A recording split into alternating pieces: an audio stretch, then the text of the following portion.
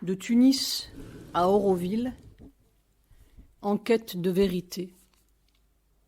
Un témoignage de André Ababou. D'un pays à l'autre, un mal-être persistant. En deçà de ma naissance. La vie est comme un puzzle qui ne serait jamais terminé. Les pièces s'assemblent au fur et à mesure de notre évolution, tout au long de nos vies. Cependant, chacun est à un stade différent. Les pièces s'assemblent plus ou moins bien, plus ou moins rapidement et aisément. Tout dépend de nos vies passées. Je pense pour ma part en avoir vécu quelques-unes. Une dame anglaise me l'a d'ailleurs confirmé il y a quelques années, ici, à Auroville. On m'avait parlé d'elle. Elle savait regarder les vies antérieures, m'avait-on dit. Elle habitait avec son mari au bord de la mer. Je l'ai croisée bien des fois pendant quelques 3 années, sans jamais éprouver l'envie d'aller la voir. Jusqu'à une période tourmentée par nombre de tensions internes liées à ma vie affective et personnelle, j'avais du mal à vivre cette situation et à gérer ces tensions. Un dimanche, en rentrant de la plage, au croisement de la grande route du bord de la mer, après un moment de réflexion silencieuse, au lieu de prendre la route du retour, j'allais frapper à la porte de cette femme. Son mari m'ouvrit. Il m'interrogea sur les raisons de ma venue. Je lui répondis que je souhaitais que sa femme, Jean, me parle de mes vies antérieures. Elle se présenta alors et me donna rendez-vous pour le lendemain matin. Le monsieur me fit ensuite part de son étonnement face à la rapidité de la réponse de son épouse. Habituellement, c'est de 10 à 20 jours d'attente pour avoir un rendez-vous. Peut-être avait-elle perçu chez moi un certain état d'urgence. Toujours est-il que le lendemain matin, j'étais là à 10 heures. Jean m'expliqua d'abord que sa sœur et elle étaient nées avec ce don de voir les vies passées des gens, qu'elle avait demandé à Mère si elle pouvait partager ce pouvoir avec les disciples. Mère lui aurait répondu que, si la demande des gens était liée à une volonté sincère d'évolution et de progrès, et non à une vulgaire curiosité, cela ne posait pas problème. Elle m'expliqua que ce qui allait se présenter à elle de mes vies antérieures se ferait sous forme de sensations, d'images ou de sons. Elle me rassura ensuite sur le fait qu'après notre rencontre, j'étais libre de parler ou non de ce qui se serait dit. De même, elle me précisa que je pouvais poser des questions pendant l'entretien si j'en éprouvais le besoin. C'était à moi de sentir et de savoir ce que je voulais. Une fois qu'elle eut bien posé le cadre de cette rencontre un peu spéciale, elle me demanda de lui donner un objet personnel. Je lui tendis ma médaille en or, avec les symboles de Mère et Sri Aurobindo d'un côté et d'Auroville de l'autre, celle que je porte toujours aujourd'hui. Elle referma sa main dessus, puis les yeux clos, commença à raconter. Ce que Jean me révéla correspondait exactement à ce que je ressentais depuis longtemps, et me fut fort précieux pour comprendre de nombreux éléments de ma vie. Elle me dit que j'avais un long passé sur terre, qui remontait vraisemblablement à des milliers d'années, peut-être même à l'Atlantide. Cette première perspective me permit de comprendre ce que j'avais vécu de si particulier et terrible en 1971, tandis que Mère, dans son travail de transformation des cellules, connaissait d'énormes difficultés. Mais j'y reviendrai plus tard. J'appris que j'avais eu plusieurs vies au sein de communautés religieuses différentes, hindoues, chrétiennes, juives et musulmanes en particulier, et que toujours j'avais été en quête du divin. J'avais été juif dans le désert. marié alors à une femme aussi belle qu'exceptionnelle, à laquelle j'étais très lié et qui m'était d'un soutien indéfectible en toutes circonstances. Nous n'avions qu'un objectif, la terre nouvelle, la terre promise. J'aurais ainsi fait la traversée du désert avec Moïse, puis participé à la construction du temple de Jérusalem. À l'époque du Christ, je vivais à Byzance, actuel Istanbul. Jean évoqua des Romains défilant dans les rues. Bien des années plus tard, ces mêmes informations m'étaient redonnées en 2 autres occasions par 2 autres femmes auxquelles je n'avais rien raconté de cette première rencontre.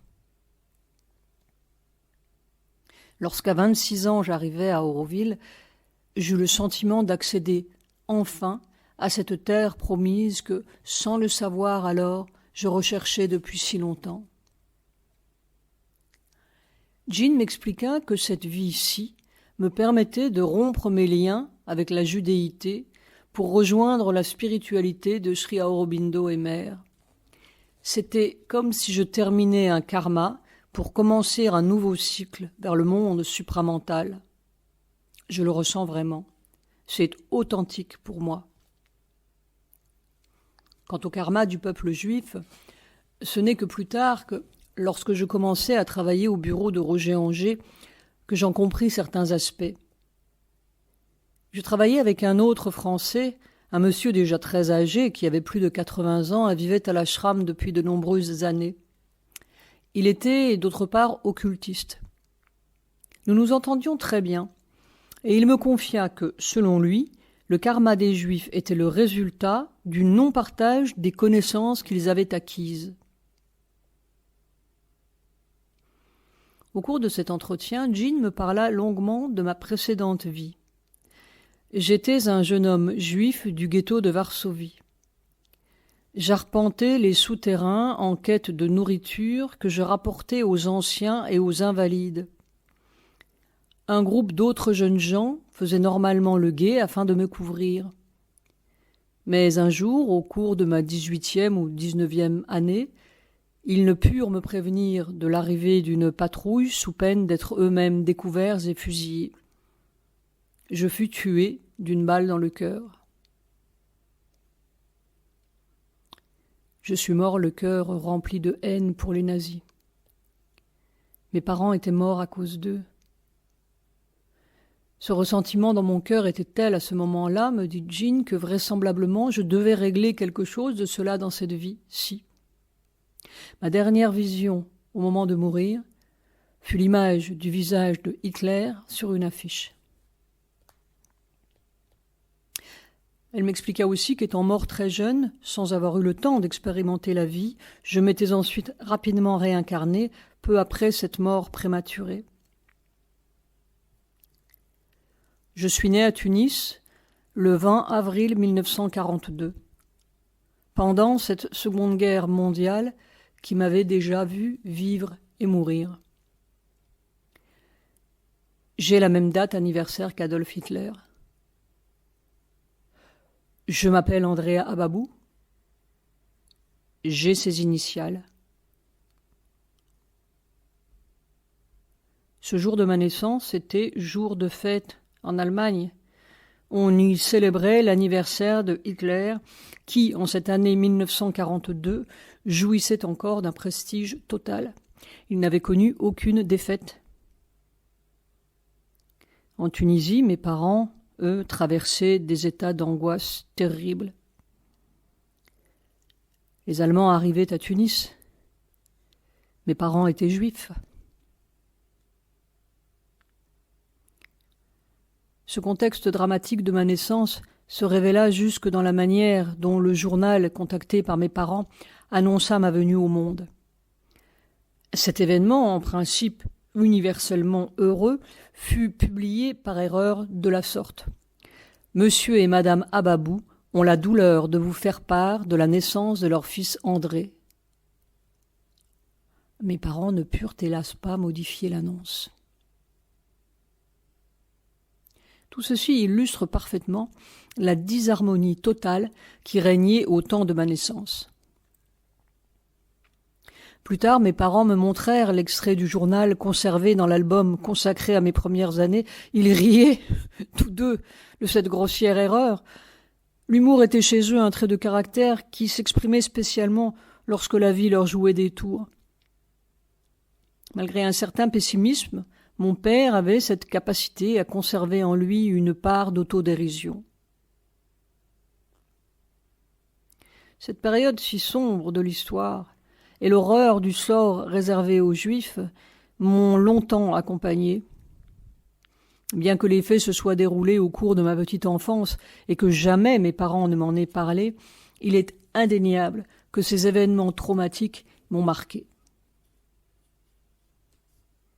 Je ne suis d'ailleurs pas certain que mes parents aient été eux-mêmes bien informés de ce qui se passait durant ces années 40. Je ne crois pas qu'ils connaissaient l'existence des camps de concentration et de l'Holocauste.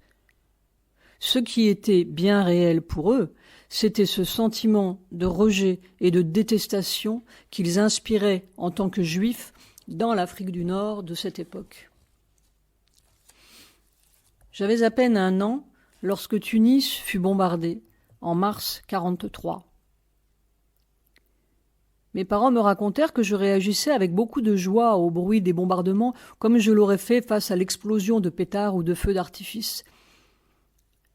Il faut préciser que ces bombardements étaient l'œuvre des Alliés.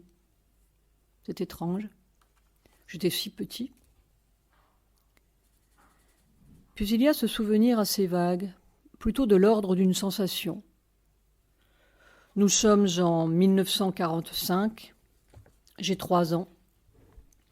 Ma mère repasse du linge en écoutant la radio. Je suis assis par terre en face d'elle. Son visage se décompose et un sentiment de désolation me saisit, produisant un choc violent au niveau du cœur. À la radio, on parle de la découverte des camps de concentration et de la libération des prisonniers survivants. Plutôt qu'une compréhension, je ressens une vibration sinistre, la prise de conscience terrible de ma mère face à l'ampleur des monstruosités perpétrées par Hitler et des atrocités commises sur les Juifs. Lorsque je fus plus grand, ma mère me raconta un autre événement lié à la guerre qui l'avait profondément choquée.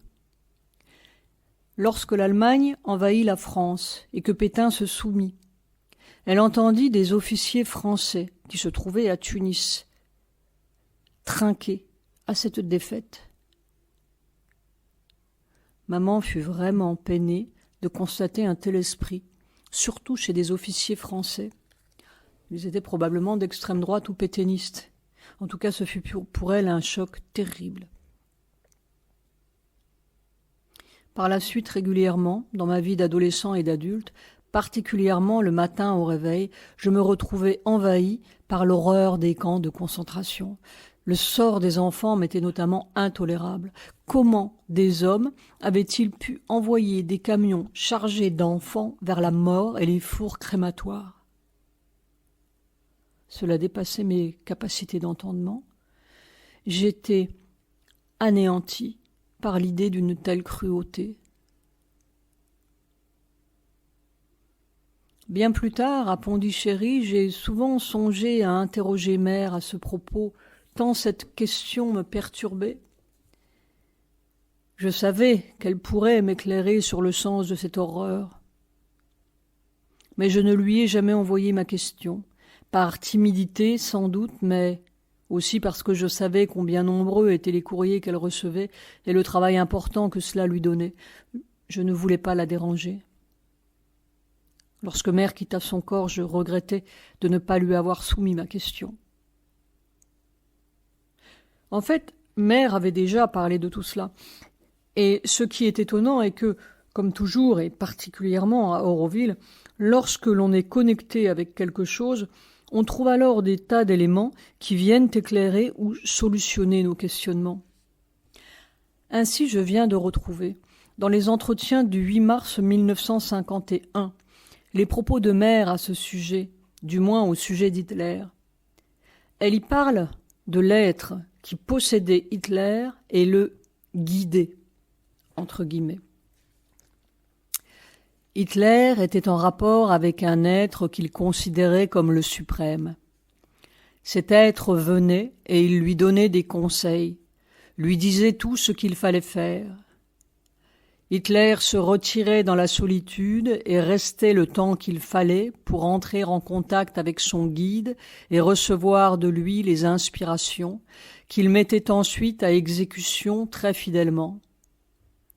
Cet être qu'Hitler prenait pour le suprême était tout simplement un Asura, celui que l'on appelle le seigneur du mensonge en occultisme, et il se proclamait le seigneur des nations. Il avait une apparence resplendissante. Il pouvait donner le change à n'importe qui, sauf à celui qui avait vraiment la connaissance occulte et qui pouvait voir ce qui était là, derrière l'apparence. Il aurait trompé n'importe qui, il était vraiment splendide. Généralement, il apparaissait à Hitler avec une cuirasse et un casque d'argent. Une sorte de flamme sortait de sa tête, et il y avait une atmosphère de lumière éblouissante autour de lui, si éblouissante qu'Hitler pouvait à peine le regarder. Il lui disait tout ce qu'il fallait faire. Il jouait avec lui comme avec un singe ou une souris. Il avait tout à fait décidé de lui faire toutes les extravagances possibles, jusqu'au jour où il se romprait le cou, ce qui est arrivé. Mais des cas comme celui-là, il y en a beaucoup, à une moindre échelle bien entendu. Hitler était un très bon médium, il avait de grandes capacités médiumniques, mais il manquait d'intelligence et de discernement. Cet être pouvait lui dire n'importe quoi, et il avalait tout. C'est lui qui le poussait peu à peu. Et cet être faisait cela comme une distraction. Il ne prenait pas la vie au sérieux. Pour ces êtres-là, les hommes sont de très petites choses avec lesquelles on joue comme un chat avec une souris, jusqu'au jour où on les mange. Mère. Récemment encore, j'ai fait un rêve lié à cette période de l'histoire. Je me trouve en Allemagne, dans une file de condamnés s'apprêtant à entrer dans un camp de concentration. Nous passons devant une guérite où, à l'aide d'une liste de noms, un soldat nous contrôle. Lorsque c'est mon tour, j'y vois très distinctement le mien tapé à la machine. André Ababou. Je sors alors un papier de ma poche. 2 mains y sont dessinées avec des pleins et des déliés. Je tends ce dessin au gardien et presque instantanément, magiquement, je me retrouve ailleurs. J'ai quitté cette queue de l'enfer et je fais l'expérience très forte et très physique de la liberté retrouvée. Et cette expérience va bien au-delà du rêve. Écrire me permet de réaliser avec étonnement combien ma judéité et les événements de l'époque furent essentiels dans mon parcours de vie. C'est comme si tout cela avait été occulté pendant la majeure partie de ma vie et ressurgissait grâce à ce récit. Ce sont sans doute tous ces éléments qui, depuis avant même ma venue en ce monde, imprimèrent l'état d'angoisse qui caractérisa ma jeunesse.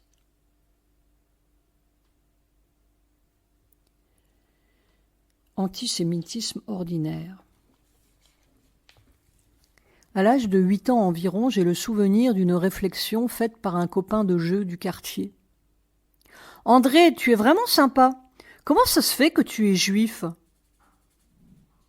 C'est incroyable à quel point l'antisémitisme était chose établie, y compris au sortir de la Seconde Guerre mondiale, au point qu'un enfant de 8 ans s'interroge sur la compatibilité d'être à la fois juif et sympa. D'autres incidents concoururent à me faire penser qu'en effet, je faisais partie d'une race inférieure. Un jour où mes parents et moi nous promenions dans un jardin public à Nabeul, un vieux mendiant arabe nous aborda avec déférence, pensant que nous étions français. Mes parents en furent flattés, et moi choqué par leur réaction. Je percevais qu'il y avait quelque chose d'anormal dans cette attitude, un complexe de leurs origines, un reniement de ce qu'ils étaient et en conséquence de ce que j'étais. Le classement des races selon leur degré de supériorité était réel. C'était le gouvernement raciste de Vichy qui dirigeait Tunis. Ainsi les Français colonisateurs se situaient-ils tout en haut de cette échelle de valeurs raciales et racistes. Venaient ensuite les Italiens, surtout des Siciliens, d'ailleurs plutôt pauvres, puis les Juifs, et tout en bas se trouvaient les Arabes. Hormis cette triste hiérarchie humaine, les populations d'origine et de culture différentes étaient associées ou divisées en fonction de l'état de guerre. Français et Juifs souhaitaient la libération et la victoire des Alliés. Italiens et Arabes rêvaient de celle des Allemands, qui avaient promis aux Tunisiens la libération de leur pays. Après cette période troublée, Français et Italiens, partageant la même religion, se rapprochèrent, bien que le contexte historique les opposât clairement. Les Italiens, plus pauvres et moins éduqués, méprisaient les Juifs. Au moment de la création de l'État d'Israël, alors qu'ils avaient cohabité durant des siècles, les Arabes se mirent également à détester les Juifs. Avec le recul, je comprends mieux les pressions qui s'exerçaient autour de notre communauté juive dans cette Tunisie française. Finalement, je trouve aujourd'hui plutôt logique qu'en tant que juifs, nous ayons eu tendance à nous effacer, à nous faire le plus discret possible.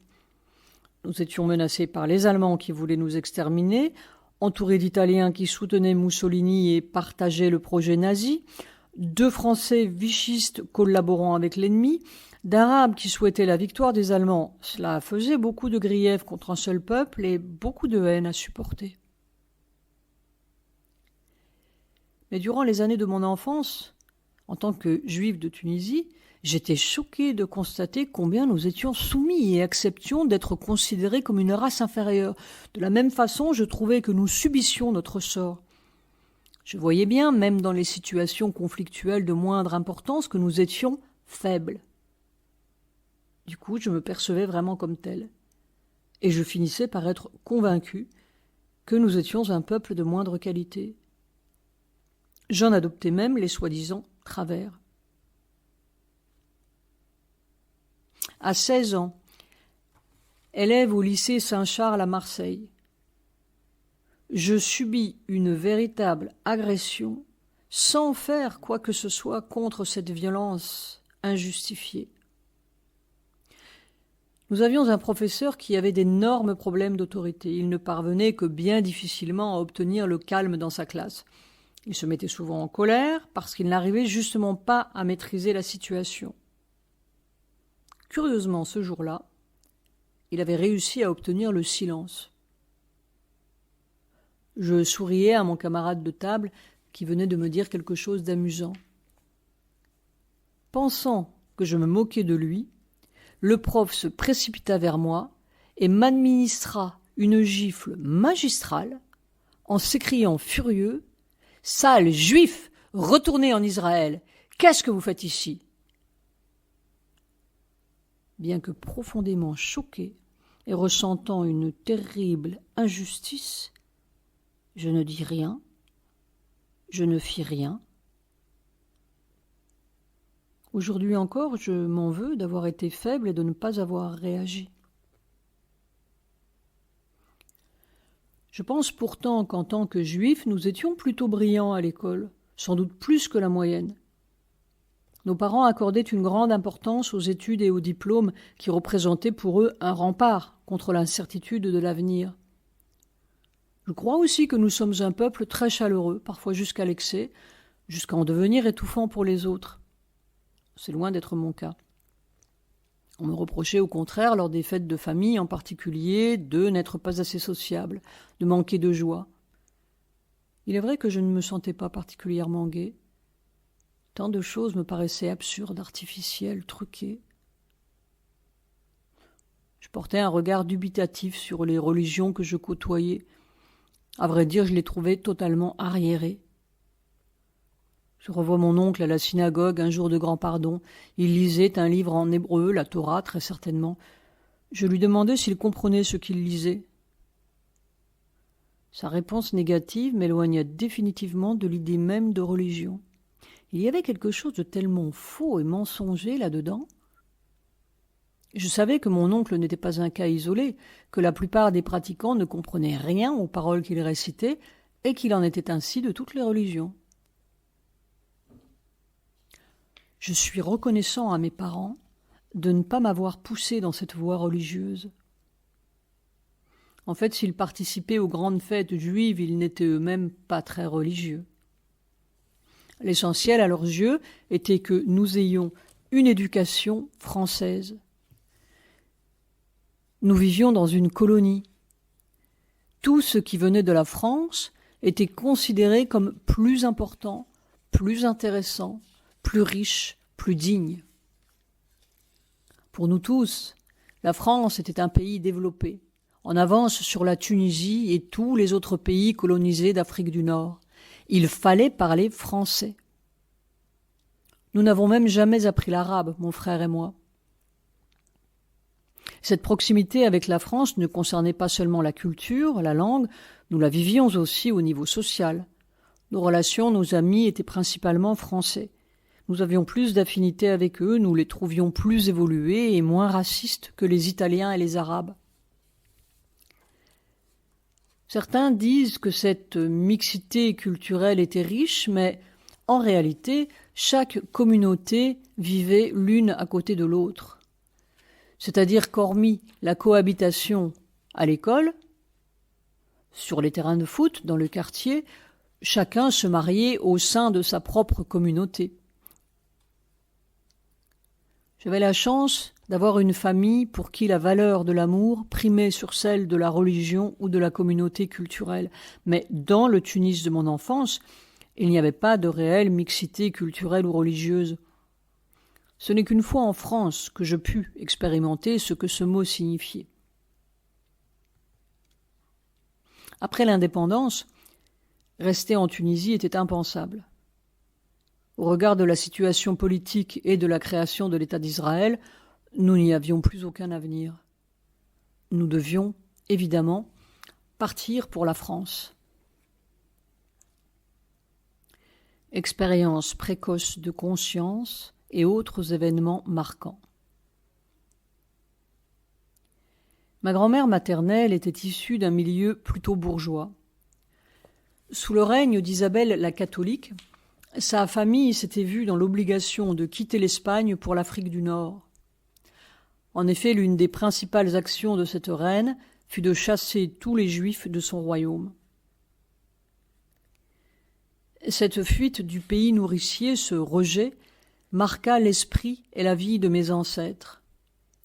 Bien qu'elle-même ne les ait évidemment pas connus, ma grand-mère, qui m'aimait beaucoup, me parlait souvent d'eux avec beaucoup de nostalgie. Elle voyait en moi le descendant de cette noble lignée, m'identifier, y compris physiquement, à ses ancêtres dont elle était extrêmement fière, me répétant que j'étais le digne descendant des Borges da Silva. Un jour, elle m'amena devant une série de dictionnaires Larousse, en ouvrit un, à une page, sur laquelle figurait le portrait d'un homme, dont elle me dit qu'il était mon lointain aïeul. Je crois que c'était un savant, persécuté à cause de ses idées avant-gardistes. Il faut préciser qu'Isabelle la catholique, outre le fait d'avoir chassé les Juifs d'Espagne, fut aussi celle qui organisa l'Inquisition espagnole. Du fait de ses origines, bien que fort lointaines, ma grand-mère se sentait très supérieure, non seulement aux autres branches familiales, mais également aux autres Juifs de Tunisie. Elle accepta, malgré tout, de marier sa fille à un Juif pure souche. La famille de mon père était originaire de l'île de Djerba. Avec l'exil, les ancêtres de ma grand-mère n'avaient pas seulement perdu un pays, mais également un statut social. Après avoir vécu dans l'aisance, ils se retrouvèrent confrontés à une certaine pauvreté.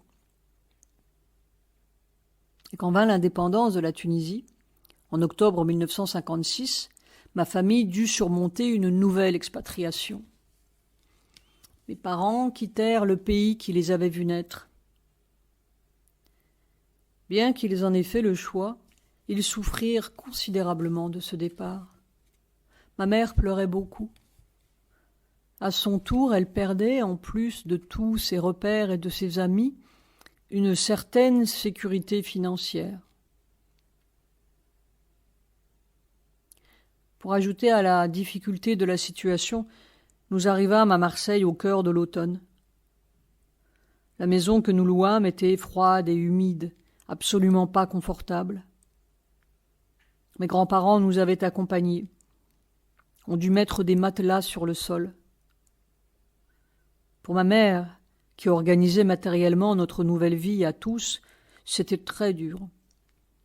Nos conditions de vie étaient bien plus difficiles et misérables qu'à Tunis. La France, pour moi, a été, d'une manière générale, beaucoup plus difficile à vivre que la Tunisie. C'est un pays très exigeant, en particulier pour les enfants, très sophistiqués, en contraste avec la douceur de la Tunisie. J'avais déjà des problèmes pour m'adapter en Tunisie, ce fut encore plus compliqué en France. Il y a quelques années, avec mon frère, je suis retourné en Tunisie, pour la première fois depuis 1956. Et j'ai de nouveau ressenti cette vibration de douceur dans la vie et chez les gens. De tous les pays arabes, c'est celui dont on dit qu'il est le plus doux. Tous ces événements que nous vivions avec l'exil ne participaient pas à développer de joie familiale, bien au contraire. Certaines personnes et familles possèdent une joie de vivre qui s'exprime envers et contre tout. Nous n'étions pas de ceux-là. J'ai vraisemblablement hérité de ces sentiments de tristesse et d'injustice liés aux multiples déchirements vécus depuis si longtemps à travers le temps par ma famille. Mais, très précocement, j'en avais également fait l'expérience dans ma propre histoire, dans ma chair, dans mon cœur. À l'âge de 2 ans, je m'étais retrouvé séparé de ma mère le temps de sa fin de grossesse et de la naissance de mon frère. Il ne s'agissait que de quelques mois de séparation qui parurent cependant une éternité au petit garçon que j'étais. J'avais été envoyé chez mes grands-parents, à Sfax, au sud du pays. Ma grand-mère était extrêmement gentille avec moi, mais tout son amour et sa tendresse furent impuissants à combler le vide que je ressentais du fait de l'absence de ma maman. Si longtemps après, je ressens encore la douleur de cette absence, le grand vide au fond de mon cœur et dans mon être tout entier. Je me revois questionner sans cesse ma grand-mère sur le retour de cette maman qui me manquait terriblement. Je voulais voir ma maman. Chaque soir, je rêvais du jour où je la retrouverais, et éveillé au fond de mon lit, j'entendais s'écouler les heures au balancier de l'horloge comtoise, et le temps me paraissait interminable. Les adultes ne se rendent pas compte. Ils pensent que les enfants sont inconscients. Ma mère n'imaginait sans doute pas ce que j'allais éprouver, ni les conséquences qui en découleraient. Pour elle, ce n'était pas grave. Seul comptait le fait que ma grand-mère allait bien s'occuper de moi. Ce manque terrible de ma maman, ce vide au fond de mon cœur, j'allais le ressentir par la suite à l'occasion de chaque colonie de vacances. Mes parents m'y inscrivaient pour 1 mois et demi. C'est long pour un enfant. J'avais vraiment le sentiment qu'ils se débarrassaient de moi. Je revivais chaque fois, très intensément et douloureusement, ma première expérience de séparation, et le sentiment d'abandon m'accablait. Est-ce pour cela qu'ainsi, si petit, au cours de ce séjour chez mes grands-parents, je développais une perception très fine de mon environnement? Je devins extrêmement réceptif. Je ressentais profondément tous les objets qui m'entouraient. Les meubles, les plantes, les tapis, la vaisselle n'avaient aucun secret pour moi. Je n'avais pas encore de couche mentale. La couche mentale recouvre. Elle cache la vraie perception. Je sentais la vie, l'essence de ces objets, celle des fleurs. Je revois la maison de mes grands-parents. Étant assez aisés, ils résidaient dans un bel appartement situé au 3e étage d'un immeuble dans une très belle avenue bordée de palmiers menant au port de pêche. Ils avaient 2 ou 3 domestiques. Mon grand-père possédait une tannerie et exportait des peaux. Son commerce était florissant. Je revois les meubles en bois noir sculptés, en particulier dans la salle à manger, comme l'armoire où ma grand-mère rangeait sa vaisselle. Je revois les services, les verres, les bols du petit déjeuner. Sur la porte de cette armoire, des oiseaux étaient sculptés. C'était très joli. J'avais une profonde perception des choses, des fleurs surtout. Je voyais ce qu'elles étaient à l'intérieur. C'était comme un symbole. Au milieu de quelque chose de plat, je percevais une richesse, l'essence de ce qu'elles étaient. Je revois les roses, une vigne vierge. Avec le mental, on ne voit pas le symbole vivant de ce que sont les choses. Mais moi, à 2 ans, cette perception exceptionnelle que j'avais, je la vivais naturellement. J'étais très conscient. J'étais aussi incroyablement connecté aux couleurs et aux sons, le jaune notamment. J'en voyais la nature, l'expression véritable. Je percevais les sentiments évoqués dans la musique, dans une mélodie. Cela m'évoque ce que Mère a exprimé dans son travail avec les fleurs, dont elle connaissait l'essence et le pouvoir. Et comme un nouveau clin d'œil, je viens de lire dans La Mère raconte ces paroles qui illustrent parfaitement mon propos. À la question « Un enfant peut-il devenir conscient de sa vérité intérieure comme un adulte ?» elle répond « Pour un enfant, c'est très clair, car c'est une perception sans les complications de la parole et de la pensée.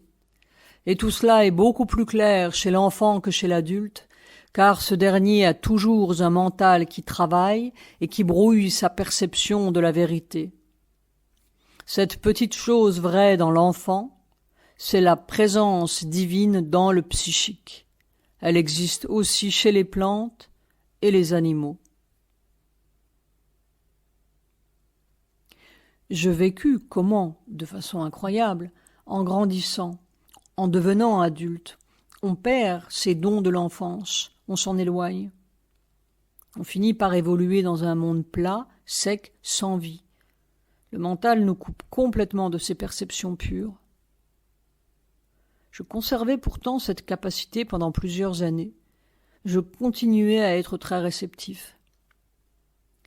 En colonie de vacances, lors de nos promenades en forêt, par exemple, je pouvais tomber en extase devant des effets de lumière ou de beaux paysages, ce qui me valait immanquablement les moqueries des autres enfants. Lors de mon séjour chez mes grands-parents, je connus une autre expérience qui demeure très vivante en moi. Je monte à 4 pattes l'escalier qui donne sur la terrasse. C'est un escalier qui tourne. Je n'ai que 2 ans, mais j'ai le sentiment de faire comme une bêtise, quelque chose d'interdit peut-être. Je fais bien attention à ne pas être vu. J'arrive tout en haut de l'escalier quand soudain la porte donnant sur la terrasse face à moi s'ouvre avec fracas, poussée par le vent. Alors me saute au visage la lumière éblouissante du soleil, tandis que les odeurs du charbon de la buanderie et du sol de terre cuite, chauffés par le soleil, m'emplissent les narines. C'est fort, plein de vie. Je vis cela avec une telle intensité. Et puis cette montée interdite vers quelque chose de puissant, cette lumière. Ce fut là, me semble-t-il, ma première expérience intérieure. Enfin, après des journées sans fin à attendre ma maman, le grand jour arriva. C'était l'aube. Il devait faire frais, car ma grand-mère m'avait mis un cache-nez. Nous allâmes à pied vers la gare, en passant par une belle allée de palmiers. Je revois le quai, le train entrant dans la gare, le visage de ma maman et ses signes de la main. Elle est comme une vitrine illuminée, c'est magique. Puis de nouveau, l'horreur. Le train ne s'arrête pas, ma mère s'en va, et l'angoisse me ressaisit immédiatement. Ce n'est qu'un mauvais cauchemar, qui ne dure pas, fort heureusement. Le train s'arrête un peu plus loin. Mais l'émotion qui me saisit en cet instant, alors que je suis si petit, je la ressens encore aujourd'hui. Mon cœur qui s'arrête de battre quand, aussitôt après la joie de voir enfin ma maman, je la crois de nouveau partie. Quand je quittais la maison de mes grands-parents pour rentrer chez moi, mes parents me dirent simplement « On va te montrer ton petit frère ». Ils m'amenèrent devant son berceau, je regardai, je ne ressentis absolument rien. La vision de ce bébé me laissa totalement indifférent. Cela devait être en juin 1944. Charlie est né le 20 mai. Confrontation à la dure réalité du monde. Mon arrivée en maternelle, à l'âge de 2 ans et demi, 3 ans peut-être, fut une expérience terrible. En fait, tous mes souvenirs de maternelle sont de mauvais souvenirs. Lorsqu'un enfant n'était pas sage, ou du moins considéré comme tel par la maîtresse, elle le mettait tout nu et le frappait avec une baguette. Une scène me hante encore, celle de l'un d'entre nous, courant entièrement nu dans la classe pour tenter d'échapper au coup de la maîtresse qui le poursuit armé de sa baguette. Les mauvais élèves, eux, se retrouvaient assignés au coin, coiffés du bonnet d'âne, sous le regard de leurs camarades. J'étais tout simplement terrorisé à l'idée de devoir subir ces punitions. Je fus victime d'une affreuse humiliation. J'avais demandé à aller aux toilettes pour faire pipi, ce que la maîtresse m'avait refusé. Après des efforts désespérés pour me retenir, la cloche sonna enfin. Mais avant de sortir, il me fallut encore me mettre dans le rang. Ce temps supplémentaire me fut fatal. Je fis pipi sur moi, devant tous mes camarades. J'en ressentis une honte terrible. Dans l'apprentissage de l'alphabet, j'avais des difficultés avec le C et le Q que je confondais. Mon père, voulant m'aider, alla trouver la directrice pour tenter de résoudre ce problème. Cette femme, qui était vieille et méchante, au lieu d'accueillir mon père, de l'écouter et de le conseiller, le méprisa totalement. J'entends encore sa réflexion. « Le fils ne suffit pas, maintenant c'est le père !» Mais ce qui me choqua le plus, ce fut la réaction de mon père. Il avait l'air de trouver cela amusant. Le soir, en racontant à ma mère ce qui s'était passé, il riait de la méchanceté de cette femme, ce qui pour moi était inconcevable. Cette même horrible directrice, assurée de son pouvoir, procédait également à des attouchements sur le sexe des petits garçons. J'en parle en connaissance de cause. Cette fois encore, bien que petit et pas du tout au fait des choses de la sexualité, j'eus conscience que cela n'était pas normal. Lorsque je m'en ouvris à mes parents, de nouveau leur réaction me troubla. Je sentis qu'elle n'était pas du tout appropriée. Ils se regardèrent et rirent sous cape. Il m'apparut alors évident que mes parents étaient incapables de me protéger ou de prendre ma défense. Toutes ces expériences vécues au cours de mes premières années d'école développèrent en moi une grande méfiance à l'égard du monde des adultes qui me semblait pervers, méchant, mensonger et lâche.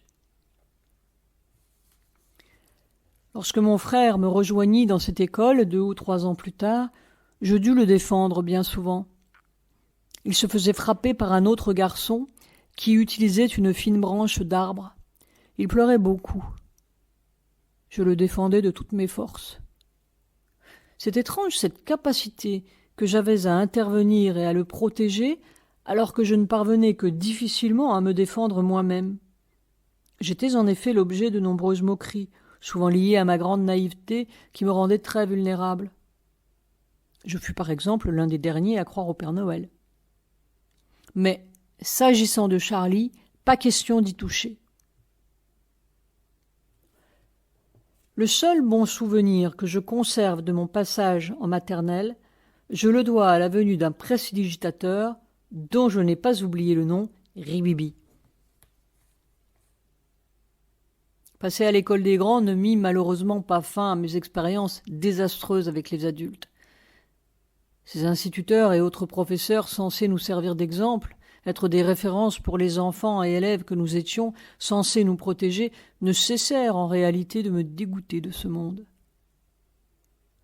Sous prétexte que j'étais turbulent, une autre maîtresse me gifla si violemment que lorsque mon père vint me chercher le soir, les marques laissées par les doigts de l'institutrice sur ma joue ne purent lui échapper. Il alla lui demander des explications, mais celle-ci, je suppose, jure le satisfaire ou l'apaiser, car il n'en parla plus. Comment s'étonner alors que je me réfugie dans mon imaginaire? Bien évidemment, les apprentissages n'en furent que plus médiocres, mais au moins je rêvais. J'étais toujours celui dont on dit « il est encore dans la lune ». Très souvent l'on riait à mon propos, quand on ne se moquait pas ouvertement, parce que je n'avais absolument rien entendu ni compris à ce que le professeur disait. J'étais ailleurs, réellement ailleurs. Une seule fois, durant toutes ces années de scolarité obligatoire, je fus présent à ce qui se passait pour moi et autour de moi. Et pour cause.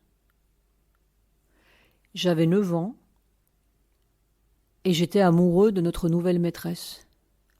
Elle était belle. Elle était blonde et elle était veuve. Son mari était mort pendant la guerre. Elle en avait conservé un air de tristesse permanent qui la rendait encore plus touchante à mes yeux. Je voulais lui plaire. N'ayant guère d'autres moyens pour ce faire, je me mis à étudier. Dans mon désir incessant de séduire, un jour je récitai une poésie dont le sujet, sensible pour elle, était les héros morts à la guerre. J'y mis si bien tout mon cœur que ma maîtresse me mit un 10 sur 10. Ainsi, dans sa classe, je devins un très bon élève, mais dans sa classe seulement. Au cours d'une récréation, je surpris une conversation entre ma maîtresse adorée et un autre professeur. Elle lui disait combien j'étais brillant. Ce qu'il est, c'est l'autre perplexe, lui qui me jugeait nul. Il ne comprenait pas. Cette parenthèse presque enchantée ne dura hélas qu'une année. La suivante, j'étais de nouveau confronté à un professeur, de mathématiques cette fois, non pas incompétent, mais violent et terroriste. Il était réputé obtenir de formidables résultats aux examens d'entrée en 6e, mais à quel prix pour les élèves? Après avoir copié l'énoncé d'un problème au tableau, il attendait, assis à son bureau, que les élèves se manifestent et lui apportent la solution. Lorsque par malheur aucun d'entre nous ne parvenait à solutionner le problème, il se prenait le visage entre les deux mains et dans une colère démesurée nous insultait « Merdeux, petit merdeux, cochon, morveux !» Fou de rage, il se levait de son bureau et, parvenu entre les rangées de tables, soulevait ici un élève de sa chaise en le tirant par les cheveux ou les oreilles, là en giflait violemment un autre, donnait encore un coup de trique au prochain. C'était tellement impensable que des parents finirent par se plaindre au directeur. Mais il leur fut répondu que grâce à ce professeur, il n'y avait quasiment aucun échec à l'examen d'entrée en 6e, ni au certificat d'études. Je le ratais pourtant, mon certificat d'études. Quant à l'examen de passage en 6e, les résultats que j'obtins ne me permirent pas d'intégrer le collège souhaité. Pour le certificat d'études, j'avais pourtant fait de mon mieux. Mais perdu dans cette ambiance particulière d'examen, dans le décor gigantesque d'un collège inconnu, au milieu de centaines de visages jamais rencontrés, ravagés par le trac, j'avais mal interprété le sujet de la rédaction. J'eus 0. J'étais hors sujet. Échec total. Moi qui pensais vraiment réussir grâce à la rédaction. Il se produisait exactement l'inverse. Je ne comprenais plus rien. J'avais été sincère, je m'étais appliqué. Il y avait quelque chose de l'ordre du mensonge, de la tromperie là-dedans. Mais le plus terrible fut de voir le visage de mes parents à l'annonce du résultat. Leur peine. Je réalisai alors le chagrin que je leur causais et compris en même temps que jamais je ne serais capable de satisfaire les ambitions qu'ils avaient pour moi. Cependant, en termes d'attente, je pourrais dire que la déception fut réciproque. Mon père eut plus d'une fois un comportement qui ébranla ma confiance. Un jour, je me retrouvai avec lui dans un taxi sans en comprendre les raisons, ni connaître notre destination. Mon père avait un air étrange, comme s'il voulait me cacher quelque chose. Il me conduisait en fait à l'hôpital pour une ablation des amygdales, sans que ni lui ni ma mère ne m'en aient dit quoi que ce soit. Je me suis senti trahi. J'étais furieux contre lui. À mon réveil, après l'anesthésie, je pleurais et criais comme un fou contre mon père, contre le chirurgien. Je me souviens les avoir insultés. Le chirurgien fit d'ailleurs remarquer à mon père qu'il n'avait jamais rencontré un enfant aussi turbulent. Les adultes n'ont décidément aucune conscience des conséquences de leurs agissements envers les enfants. D'autres souvenirs, plutôt négatifs, émergent concernant mon père, même si je sais qu'il nous aimait beaucoup et voulait notre bien. À 2 reprises, il fut violent. Mon frère et moi adorions le foot et passions beaucoup de temps à jouer dans les terrains vagues près de la maison. Un jour, il arriva en voiture au beau milieu du terrain de foot. Il s'arrêta et nous ordonna de monter. Une fois dans le véhicule, il nous donna des coups sur les cuisses tout en hurlant. Ce qui nous gêna le plus, c'était son intrusion humiliante devant les copains. Sans doute étions-nous partis sans faire nos devoirs. Un autre jour, il commença à me frapper pour je ne sais quelle raison. Ne sachant comment mettre fin à cette situation, je fis semblant de m'évanouir. Ma ruse eut l'effet escompté. Mon père s'arrêta aussitôt, puis paniqué et honteux, alerta ma mère. Ils vinrent tous deux me réconforter. Ce fut la dernière fois qu'il me toucha.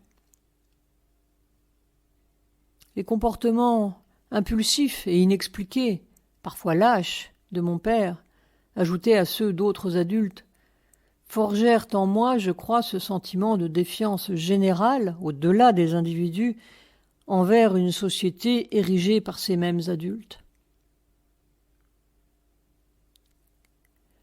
Je fis mon entrée au collège à l'école de l'Alliance israélite, où je n'avais aucune envie d'aller, bien qu'on y parlât français. Mes résultats scolaires ne me permettaient pas d'être scolarisé dans le meilleur collège de Tunis, où tous les enfants rêvaient d'aller. J'étais très mécontent de me retrouver avec d'autres enfants juifs. Comme je l'ai déjà dit, j'étais sensible au fait que les juifs étaient considérés comme des êtres inférieurs. Je trouvais tous ces jeunes lourds et exagérément préoccupés de sexualité. Mais peut-être était-ce là une particularité africaine, car finalement les jeunes musulmans étaient aussi également obsédés par les choses du sexe. Le jour de la rentrée en 6e arriva. Il se trouvait qu'un de mes voisins, mon aîné de 2 ans, était dans la même classe que moi. Ce qui dit d'emblée son incompatibilité avec le système scolaire et ou avec la question d'apprendre. Toujours est-il que, ce premier jour de rentrée, Alain s'installa directement au fond de la classe. C'était un comportement étrange et nouveau pour moi. La plupart d'entre nous recherchions les meilleures places, au plus près du bureau du professeur et du tableau. Alain m'invita à le suivre. Bien que conscient que l'idée n'était pas forcément bonne, je le suivis. Je me retrouvai assis à côté de lui, au fond de la classe, à l'abri des sollicitations des profs, dans le rang généralement attribué aux cancres que, vraisemblablement, nous étions. Il est remarquable qu'un simple positionnement dans l'espace définisse bien plus que cela et détermine, par exemple, le possible ou l'impossible d'un certain type de relation ou influence un parcours d'élève. C'est ainsi que, jusqu'en 1956, année de notre départ pour la France, mes études furent désastreuses. Elles continuèrent à l'être en France. Je vivais dans l'attente des grandes vacances, jour barré après jour barré sur le calendrier, tel le détenu attendant celui de sa libération. Littéralement, je me sentais prisonnier du système scolaire. Et mon mal-être ne fit que s'accentuer. Un dimanche, nous allâmes, un voisin, mon frère et moi, jusqu'au petit port de Cassis, en train. Nous avions 16 ou 17 ans.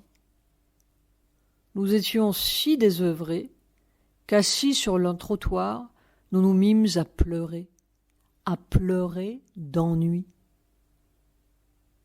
On ne savait pas pourquoi on était là, ce qu'on faisait. Nous n'avions aucun but. L'avenir n'était que néant. Heureusement, il y a le dessin et l'art. À notre arrivée à Marseille en octobre 56, mes parents tinrent à nous scolariser. L'année étant commencée, la seule école qui nous accepta, mon frère et moi, fut une pension privée catholique. Nous devions y faire nos prières tous les soirs. Je détestais cette école. Lorsqu'un des professeurs apprit que j'étais juif, il me fit immédiatement subir son mépris et sa méchanceté. Je n'aimais pas non plus la France, dont les vibrations étaient si dures. La Tunisie possédait cette douce vibration de l'Orient que le seul soleil de Marseille ne parvenait pas à me faire oublier. Mes parents encouragèrent mon goût pour le dessin. Je suis né avec ce talent, qui les rendait fiers de moi.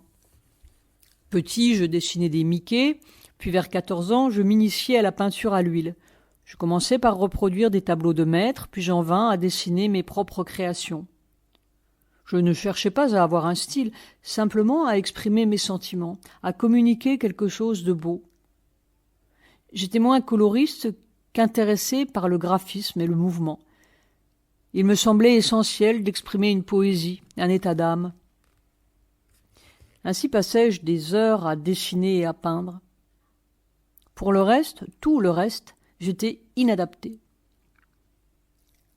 Cette difficulté d'être, d'intégration, je ne la ressentais pas seulement dans le cadre de l'école, Les fêtes de famille, les mariages, tous ces événements pour beaucoup joyeux me mettaient mal à l'aise. Je m'isolais et restais dans mon coin. Les gens étonnés interrogeaient ma mère. Mon frère était bien plus souriant, plus sociable. J'étais inconfortable, en disharmonie. La peinture fut un véritable refuge, un espace où je côtoyais le beau, où j'oubliais toute l'horreur de l'humanité, hypocrite et mensongère, cette société que je détestais. Il semblerait que je me sois destiné assez tôt à l'architecture. À Tunis, en face de notre maison, un jardin public avait fait place à un immeuble. J'avais assisté à sa construction, au cours de laquelle un des maçons italiens me ravissait en chantant magnifiquement des airs d'opéra.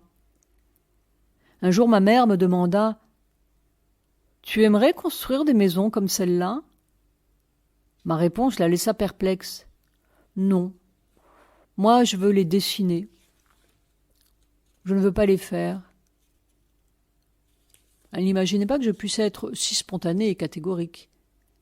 Longtemps après, elle me rappela cette anecdote qui l'avait marquée. Le dessin était mon mode d'expression le plus naturel. Et comme je m'ennuyais horriblement durant ces longues journées d'école, je passais une grande partie de mon temps à dessiner, essentiellement des caricatures de profs. Au lycée Saint-Charles à Marseille, l'un d'eux me mettait des zéros en série. Je ne me souviens même plus pour quelle raison, mais bien de tous ces zéros qu'il alignait sur mon cahier. Alors, pour me venger, je faisais son portrait, à ma façon, bien sûr. Ce n'était pas bien difficile, il était borgne et avait un gros nez. Un jour, il s'en aperçut. Avec son accent corse, il remarqua juste « Alors, tu fais ma caricature ?» Si mes parents reconnaissaient mon talent pour le dessin et m'encourageaient, ils ne voulaient pas m'inscrire aux beaux-arts, la vie d'artiste n'étant pas synonyme de sécurité financière. Après la terminale, je me retrouvais donc dans une école d'électronique. Un prof, repérant mon don, s'étonna que je ne sois pas aux beaux-arts, car j'étais plus que nul en électronique, ce que mes parents durent finalement admettre. Ils finirent par m'inscrire aux Beaux-Arts d'Aix-en-Provence, car n'ayant pas le bac, je ne pouvais pas prétendre à l'école de Marseille. Je prenais un car tous les matins pour m'y rendre. Aux Beaux-Arts d'Aix, je me réconciliai avec l'école, bien que tout n'y fût pas idyllique. Mon côté anarchiste me coûta quelques ennuis et mon diplôme. Je ne faisais que ce qui me plaisait, ce que ne supportait absolument pas l'un des profs d'architecture. Il me détestait. Il se trouve qu'il était celui qui validait l'examen de fin d'études. Inutile de préciser que je ne l'ai pas eu, bien qu'ayant présenté, je crois, un projet intéressant. Entre 20 et 23 ans, pendant les vacances scolaires de ces années Beaux-Arts, je travaillais à mi-temps dans des bureaux d'études d'architecture. Je donnais tout mon salaire à ma mère. Je ne voulais pas être une charge pour mes parents. J'étais heureux de ramener de l'argent à la maison car depuis notre départ de Tunisie, la situation était difficile pour mon père. Les architectes qui m'employaient étaient très contents de moi. Je travaillais vite, et ayant le sens du volume et en particulier des perspectives, je parvenais à exprimer ce qu'ils voulaient. Cependant, après mon échec au diplôme des Beaux-Arts, je vécus une véritable injustice quand mon employeur m'expliqua qu'il ne pouvait pas m'augmenter comme prévu. Cela me révolta. Que l'absence d'un document invalide tout le travail que j'accomplissais et remette en cause la reconnaissance financière attendue et méritée, c'était proprement révoltant. Alors, je suivis les conseils d'amis qui m'avaient dit que si j'adhérais à la CGT, je pourrais avoir une très bonne place. C'est ce qui se passa. Je travaillais dans un bureau où j'étais très bien payé, plus que la normale. Mon salaire permit d'améliorer nettement la vie matérielle de ma famille. Nous pûmes, par exemple, acheter des appareils électroménagers. Si ma mère en fut ravie, mon père vécut très mal cette situation. Que son fils gagne plus d'argent que lui constituait pour lui une terrible humiliation. Aujourd'hui, je peux le comprendre, mais à l'époque, J'accueillis son silence et le mépris que je croyais percevoir comme des reproches directs de ce que j'étais. J'avais le sentiment que quoi que je fasse, ce n'était jamais suffisant ni honorable à ses yeux. Que je gagne de l'argent ou pas, j'étais toujours perdant dans notre relation. Je compris bien plus tard que ce complexe, cette impression de toujours mal faire, de n'être jamais à la hauteur, m'avait justement été transmise par mon père. C'était héréditaire, en quelque sorte, inscrit dans mes cellules. En quête. Cette insatisfaction permanente, ce mal-être existentiel, n'était en fait que l'expression d'un vide criant. Gagner très bien ma vie ne me suffisait pas. Dans ce bureau d'architecte où je travaillais seul, je passais des heures entières à regarder par la fenêtre les toits des maisons. J'étouffais. J'avais l'impression d'être en prison. Une fois de plus, il existait forcément quelque chose d'autre. Je commençais ma recherche. J'allais passer quelques jours dans la communauté de l'Arche, fondée par Lanza del Vasco dans l'Hérault. Il s'agissait d'une communauté chrétienne, mais cela m'importait peu, je voulais savoir. Je les informais au préalable de ma judéité. Ils m'accueillirent très bien, les femmes en particulier. Je devais correspondre à l'image qu'elles se faisaient du juif errant, charmant, avec ses boucles brunes. Les disciples portaient des vêtements qu'ils tissaient eux-mêmes. Leur façon de vivre était inspirée du mouvement de Gandhi en Inde. Ce fut une belle expérience. Les gens que j'y rencontrais étaient d'une grande dévotion et très sincères. Mais je compris vite que cela ne me correspondait pas. Les rituels étaient nombreux, les travaux auxquels nous participions étaient fréquemment interrompus par des temps de méditation. Tout cela était beaucoup trop contraignant pour moi. J'avais besoin de liberté dans l'expression et l'expérimentation de ma spiritualité. Liberté que j'allais trouver quelques années plus tard à Auroville. Toutefois, comme j'avais quitté mon travail pour vivre une expérience spirituelle, le bureau d'architecture qui m'employait ne voulut pas me reprendre. Bien que satisfait de moi, il leur était inconcevable d'avoir dans leur équipe un type capable de quitter son emploi pour aller vivre, ne serait-ce que quelques jours, dans une communauté. Ce n'était pas sérieux. J'étais probablement un peu trop illuminé à leurs yeux, voire même potentiellement dangereux. Cela ne m'empêcha pas de conserver très longtemps ma carte de la CGT, en guise de gratitude, sans doute.